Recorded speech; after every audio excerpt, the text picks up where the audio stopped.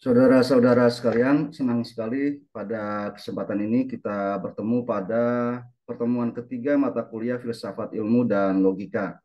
Tema kita kali ini adalah sumber ilmu pengetahuan dan kebenaran. Setelah pada pertemuan pertama dan kedua kita mendiskusikan bahwa berfilsafat, mencari ilmu dan kebenaran adalah kodrat atau alamiah bagi manusia.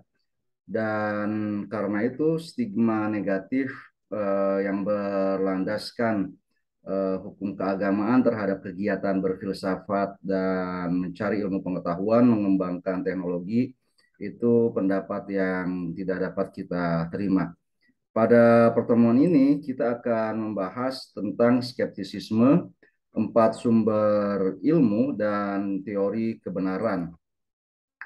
Tentang makna skeptik atau keraguan, yaitu pandangan yang menyatakan bahwa jangankan untuk memperoleh pengetahuan yang benar, memperoleh pengetahuan atau sekedar tahu saja itu tidak dapat dilakukan oleh manusia, serta berbagai variasinya dari kalangan filsuf klasik maupun filsuf modern itu bisa Anda baca di kamus, diantaranya Kamus Filsafat susunan Lawrence Bagus. Istilah-istilah lain yang terkait dengan skeptik atau ragu yaitu relatif, nisbi ya, atau nihilisme, kemudian juga absurd, itu juga bisa Anda baca di kamus tersebut.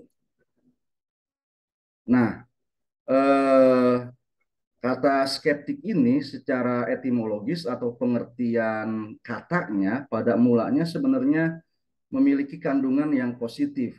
Dia berarti bijaksana, reflektif, ingin tahu, menyimak, memeriksa, dan memandang secara cermat.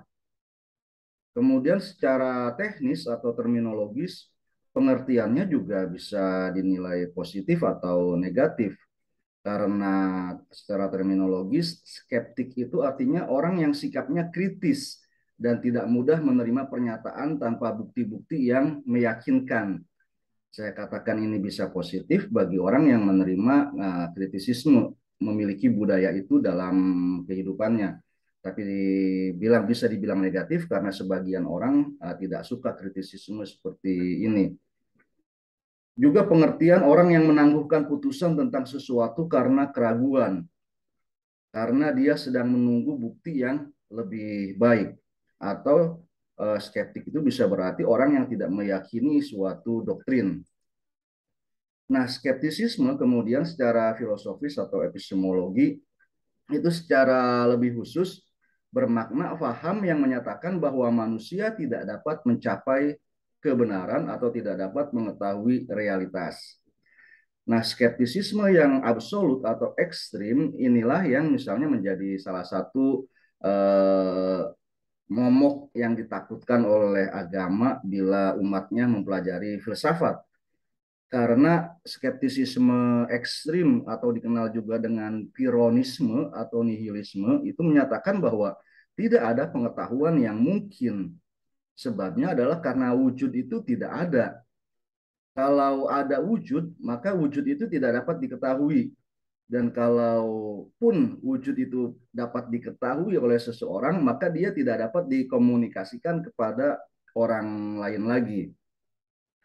Ya, misalnya kalau kita kaitkan dengan Zeno, Zeno mengatakan bahwa gerak juga tidak ada, bahwa yang kita lihat sebagai gerak sesungguhnya adalah kumpulan dari titik-titik. Pada setiap saat seseorang selalu berada pada satu titik sehingga sebenarnya tidak ada gerak. Nah, kalau misalnya wujud itu bisa kita ketahui, maka eh, alat-alat untuk mengkomunikasikannya dengan orang lain juga terbatas. Apa yang kita katakan sebagai A belum tentu benar-benar diterima dan dipahami oleh lawan bicara kita sebagai A. Selanjutnya ada yang disebut dengan skeptisisme profesional atau metodologis yang pada filsafat modern sebut-sebut sebagai dikembangkan oleh René Descartes. René Descartes ini sebenarnya tidak ragu gitu ya, karenanya skeptisisme disebut sebagai skeptisismenya disebut sebagai skeptisisme metodologis. Dia meragukan segala sesuatu itu tujuannya untuk memperoleh dasar terhadap keyakinannya yang dia miliki selama ini. Keyakinan yang dicarinya itu adalah sesuatu yang tidak dapat diragukan lagi. Jadi dia eh, eh, mau begitu meragukan segala sesuatu, mengikuti apa yang didakwakan atau disebutkan oleh kaum skeptisisme absolut tadi, tapi pada ujungnya nanti dia akan menemukan sesuatu yang menjadi basis bagi pengetahuan. Dia ingin mencari adakah sesuatu yang sedemikian jelas dan terpilah dan sedemikian mutlak pasti sehingga melampaui keraguan apapun. Dan selanjutnya apakah pengetahuan lebih lanjut dapat dibangun di atas kepastian itu. Keraguan yang diterima oleh René Descartes itu misalnya apa yang diperoleh oleh indera kita itu bisa kita ragukan kebenarannya. Indra mata misalnya menyatakan tongkat yang lurus kalau dimasukkan ke dalam air itu akan menjadi bengkok. Kemudian benda yang sangat jauh walaupun besar maka akan terlihat kecil di mata kita. Pendengaran juga seperti itu.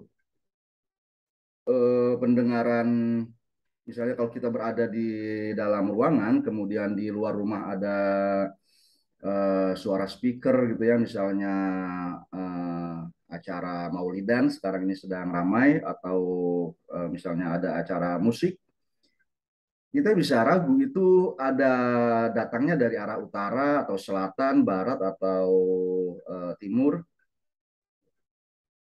Nah, sehingga apa yang diinformasikan oleh indera itu tidak bisa menjadi basis pengetahuan. Kemudian sumber pengetahuan kita setelah indera adalah akal. Akal tadi yang menyalahkan informasi-informasi dari indera. Nah, akal ini sendiri juga bisa bisa kita ragukan karena buktinya dengan menggunakan akal manusia punya pendapat yang pro dan kontra tentang sesuatu. Dari zaman ke zaman pengetahuan manusia berubah. Atau ada sebuah teori misalnya yang digunakan seperti teori mimpi. Apa yang kita lihat sebagai kesadaran saat ini waktu kita terjaga, kita katakan itu berbeda dengan mimpi kita. Misalnya semalam kita bermimpi sangat jelas bertemu dengan orang yang kita cintai, keluarga misalnya. Kemudian pada saat kita bangun, kita sadar bahwa itu mimpi. Karena mimpinya bagus, maka kita ingin masuk lagi ke dalam mimpi, tapi nggak bisa gitu kan. Nah, kita sadar sekarang, oh berarti keluarga kita tidak sedang tinggal di rumah ini bersama kita. Dia berada di tempat jauh untuk bekerja atau belajar. Um, nah, pada saat kita terjaga ini, siapa yang menjamin bahwa ini bukan mimpi lagi dari seseorang, dari diri kita, gitu ya, dari orang lain atau diri kita sendiri? Bahwa kenyataan yang kita sebut sebagai kesadaran ini sebenarnya juga adalah mimpi di sana. Jadi ada kata René Descartes ini the saver evil atau the evil genius, satu setan yang sangat pintar, yang sangat apa namanya digdaya juga, berkekuatan besar sehingga dia ingin selalu menipu manusia dan membuat manusia ragu akan pengetahuannya. Nah, pada titik ini René Descartes mengatakan, silahkan si evil genius itu berusaha menipu saya. Tapi pada saat saya berpikir, maka saya yakin saya ini ada. Keberadaan saya tidak dapat saya ragukan karena saya berpikir. Dari situlah muncul satu apa ya slogan dari Descartes yang sangat terkenal, cogito ergo sum. Saya berpikir, karena itu saya ada. Maksudnya, apapun bisa kita ragukan, tapi kita tidak bisa meragukan diri kita yang sedang berpikir. Diragukan seperti apapun, si peragu itu harus ada. Jadi karena saya berpikir, maka saya ada. Akan tetapi, misalnya menurut Descartes, apakah cogito ergo sum ini bisa menjadi dasar bagi dibangunnya ilmu pengetahuan? Menurut saya sebagian orang berhenti di sini dan mengatakan iya. Tapi sebenarnya Descartes tidak berpandangan seperti itu. Cogito ergo sum itu belum cukup kuat untuk menjadi dasar bagi ilmu pengetahuan. Karena saya berpikir, manusia semuanya berpikir itu kadang-kadang ada saatnya dia tidak berpikir. Nah, pada saat dia tidak berpikir itu, apa jaminannya bahwa dia ada? Pada poin ini, René Descartes secara metafisis membutuhkan dasar yang lebih fundamental lagi, yang lebih bawah lagi gitu. Nah, di situ dia menyatakan kebutuhan ilmu pengetahuan akan Tuhan sebagai basisnya. Nah, pembuktian akan keberadaan Tuhan orang René Descartes ini sebenarnya sudah tidak logis lagi, karena Tuhan itu ada lantas diperoleh karena dia ada di dalam diri manusia sebagai ide bawaannya. Jadi pada saat kita memikirkan diri kita sendiri, maka kita merasa bahwa diri kita ini sangat lemah dan kita membutuhkan kepada zat yang selalu menjamin diri kita. Saya menggunakan teks yang berbahasa Arab di sini. Ini adalah terjemahan dari buku Descartes bahwa la atabayanu faqat anni syai'un nakis. Tidak hanya saya merasa pasti bahwa saya ini tidak sempurna,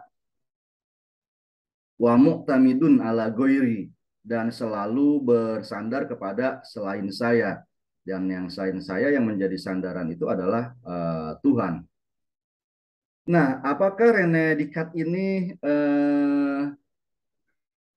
membaca kitab Al-Ghazali? Karena pandangan dia tentang skeptisisme metodologis tadi itu sangat mirip dengan apa yang dijelaskan oleh Al-Ghazali 500 tahun sebelum René Descartes.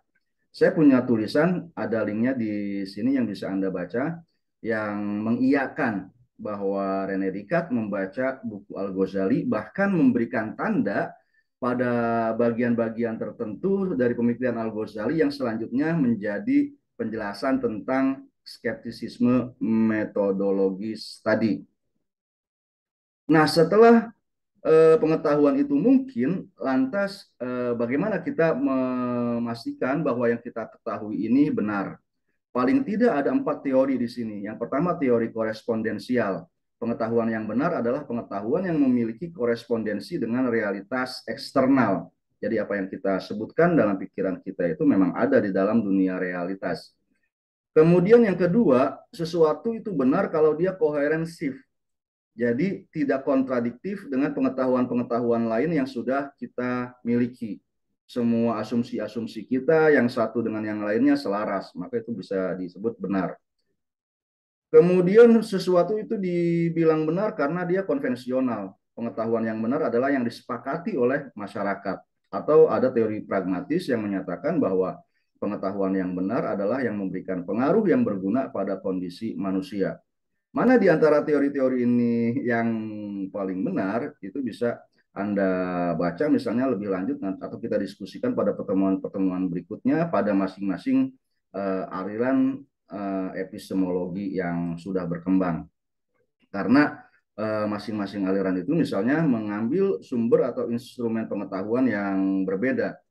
Tadi walaupun indera sudah diragukan, misalnya ada aliran epistemologi seperti sensualisme atau sensasionalisme, seperti yang dikembangkan oleh John Locke yang menyatakan bahwa akal manusia itu tabula rasa ketika dia terlahir, artinya laksana kertas putih. lantas itu ditulisi oleh pengetahuan berdasarkan apa yang diperoleh oleh indranya, sehingga tidak ada apapun yang ada di dalam pikiran kecuali dia sudah ada sebelumnya di dalam pencerapan indera kita, atau seluruh pengetahuan manusia mempunyai sumbernya dalam pencerapan yang dapat diverifikasi hanya dengan indera saja. Kemudian ada aliran-aliran yang lain seperti empirisme, akal, kemudian bahkan iluminasi ionisme yang menyatakan pengetahuan yang benar adalah pengetahuan yang dipancarkan oleh Tuhan ke dalam pikiran atau jiwa manusia. Beberapa aliran ini akan kita bahas lebih lanjut pada pertemuan berikutnya.